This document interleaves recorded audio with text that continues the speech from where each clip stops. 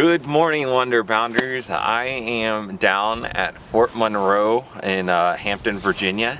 We decided to do some stealth camping this weekend and test the van out.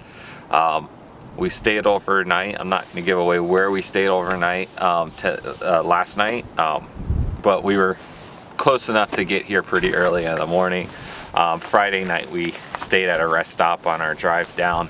But yeah, I wanted to take a minute to do a vlog. I apologize for the sound quality. It's kind of gusty out. It rained a lot last night. There's a front moving through. It's actually not super chilly. It's like 50 degrees out right now, but it's like 30-mile-per-hour gusts. So the sound quality is probably not going to be the best, but it's better than it was a few weeks ago, which yeah, sorry about that. I had intended to get a vlog up last weekend. I was recording it on my drive down to Suffolk. I was going to borrow the workshop of a friend's dad to build a cabinet for the van, which you can kind of see here. I'll show it off here in a minute. But yeah, I wanted to do a recording because I know I haven't recorded a whole lot in the week, 2 weeks prior to last weekend. And so on my drive down, I decided to use the GoPro and record. I kind of set it up on the dash to do the recording, and I learned the hard way that this van, when it's moving at like 80 miles per hour, is the worst sound studio in the world. I recorded it, I thought it was awesome. I was really happy. I didn't stutter a whole lot, I didn't ramble a whole lot. And I wasn't gonna have to do a whole lot of jump cuts. And then I got home and I threw it in the video editor and realized that, yeah, you guys couldn't hear me. There was so much white noise that it is just completely unusable footage, and I was just gonna have to completely re-record the vlog. And unfortunately, just work got in the way. Again, this is a hobby, not my day job. We didn't have time. Plus, building out the van is taking up a lot of time. But yeah, not a whole lot going on with us. Well, not a whole lot of adventure stuff going on with us. There's been a lot going on, which is why we haven't done a video, or I haven't done a vlog lately. But yeah, we got the Huntington video up, which I'm very happy with compared to some of my earlier videos. I am slowly getting better at this. So yeah, I was editing that, and then recently did the Alpine Combine test. So our trip to Portland was a little bit of a slap in the face that I need to get myself more in shape for mountaineering, and it's just something I've been generally wanting to do for a while. I picked up a book, I'll put a link in the description, when I got back from Portland that they sold at one of the Patagonia stores there in Portland, and I found it at the Patagonia store here and picked it up, and then picked up the workout journal companion that goes along with it, and figured, there's this one climbing route I've been trying to do for like 2 years now, and no matter how much I work out, I'm still struggling to finish it. And I've done a couple of different workouts and it wasn't working, so let's go. This training book was written by a couple of that's what these guys do for a living. They get sponsorships and climb mountains. So, and it's basically, training for that specific sport. So yeah, the first part of it is this thing called the Alpine Combine test, and it's brutal. It's a 1,000-foot elevation gain as quickly as you can do it. Then you do a minute max dips, minutes max push-ups, minute of max, not squats, what is it? Dips, push-ups, sit-ups, pull-ups, and box jump-ups. I think that's everything. I feel like I'm missing one. But yeah, you only get like 2 minutes of rest in between each exercise. And compared to the PT test that I did in the military, yeah, it was brutal. And that 1,000-foot elevation gain, it's essentially going up about roughly 86 flights of stairs in our apartment complex, and you got to do it with a pack that's 20% your body weight. And because I'm a large guy, that was roughly 45-pound pack that I had to have on. Couldn't get it all the way up to 45 pounds. I think I got it up to like half that, which is probably why I scored so well on that part of it. Yeah, it was still pretty brutal. But yeah, I did that. I started my training program with that. So that's, you know, on top of work and the normal video editing stuff, that's sucking up the rest of what little time I have. The other thing that I have going on right now is I'm reorganizing all my media stuff. You know, I've been taking photos since, I think 2006, 2007 was when I got my first camera and started taking pictures. I got it as like a graduation present.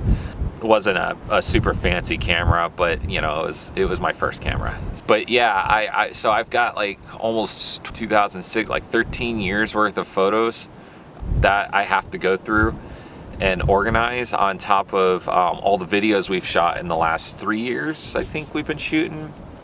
So yeah, it's a lot of stuff, a lot of B-roll we got to go through, a lot of, hey, maybe I can use this in a later video or something like that. And I got this new method for doing it. You know, I'll put it up on the screen here. So yeah, it's, you know, I've got this base file standard that I'm using for dividing everything up and organizing it, and I'm basically going through and copying and pasting the template into the folders, and then either putting everything in a folder if it's already pretty processed, or putting it in a special folder to say, hey, I need to process it, and then I'm renaming the file with the trip name. And then if I need to process it, I'm putting a marker in there so I know I need to go in there and do further processing on it, whether it's renaming or something like that. And it doesn't look like it's that hard until you realize that, like, I've got all these folders that I have to do it with. And yeah, it's I got it mostly all organized now. I think it's down to, I just need to go through the folders that have stuff that I need to keep processing and finish that up. Yeah, it's that pretty much took all my free time of last week working on that. And then last but not least, so I said at the beginning of the video, I've been working on a cabinet for the van. We built out a bed platform in the van, and then it wasn't wide enough for what I wanted. And you know, again, this platform is a tester platform, so I'm making it out of super cheap 2x4s. Like, you know, I think when I rebuilt the platform after the sheet of plywood and the 2x4s, I think it cost me like 30-40 bucks. You know, it was a really cheap piece of like 1/2-inch plywood, and then, you know, a bunch of $2 framing 2x4s. And then this past weekend, the friend whose workshop I went down last weekend to borrow some tools loaned me a pocket hole jig, which I got some clip of me using that. But I did that, and I got this this stuff called MDF, which is like super thick cardboard. It's basically sawdust that's been super compressed. It's not really great, it's not super stable, but it's cheap and it's great for practicing. A lot of van lifers, when they're building out their vans, they say cardboard is like the best thing to use, and I 100% agree with that. It's great for cutting the shapes of things, and when you're trying to plan the custom shapes of how shelves and cabinets are gonna fit to the walls of your van and whatnot, it's fantastic. But if you're learning how to do furniture jointing, this MDF this stuff is great to help you actually practice with jointing without blowing a lot of money on actual hardwood or pine or something like that to build it out just to have it break on you. But yeah, I can show that to you guys right now. So yeah, this is what I built last week. And yeah, this is eventually it's going to be our kitchenette. Like I said, this is the MDF stuff, so it's not what's going to be in here as the final project. I just needed to do it to practice on doing things like pocket holes and jointing the furniture. But yeah, this is eventually what our kitchenette's going to kind of look like. This countertop will come all the way to the end, and we'll have a sink and a little stovetop burner in here. You can see we already got the propane tank in here.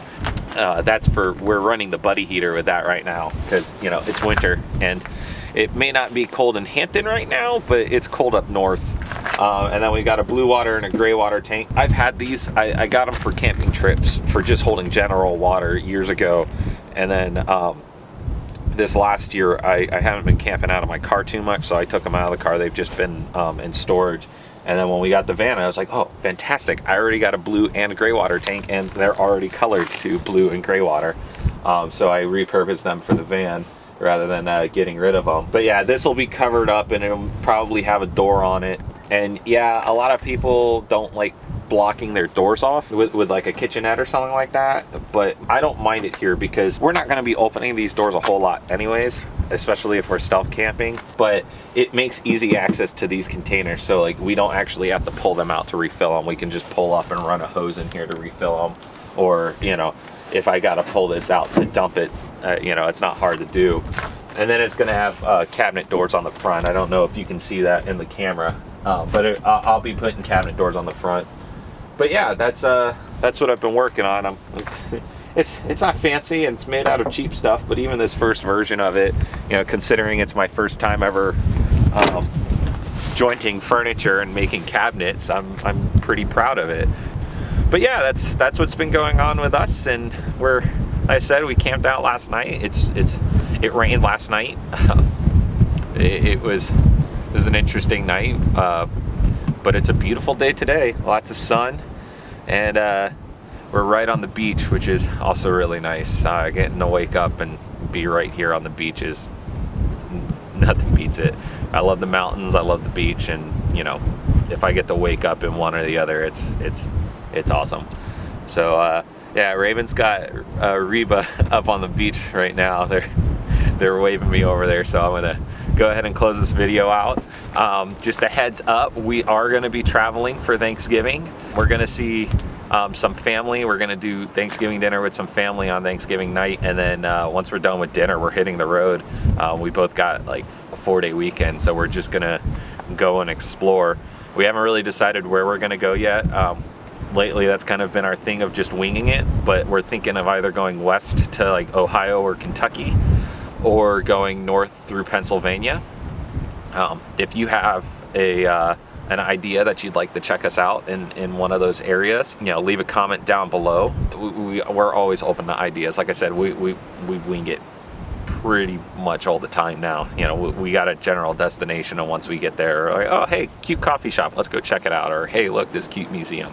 It's how we ended up at the museum in the Huntington video, which if I figure out how to do the YouTube card things, I'll put one up top to link you to that.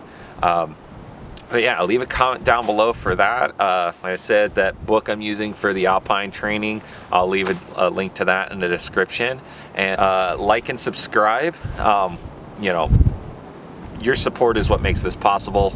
It's not just a financial thing. We don't have enough followers right now to get monetized, but it's really just encouragement to keep making more videos. I really enjoy doing this, and you know, when I get on and see like that one like from the one person, or maybe the comment telling me good job, you know, it's really gets Raven and I excited to go out and do something, and having that motivation is just is awesome. So you know, make sure to like and subscribe, and as always, get out there and keep exploring.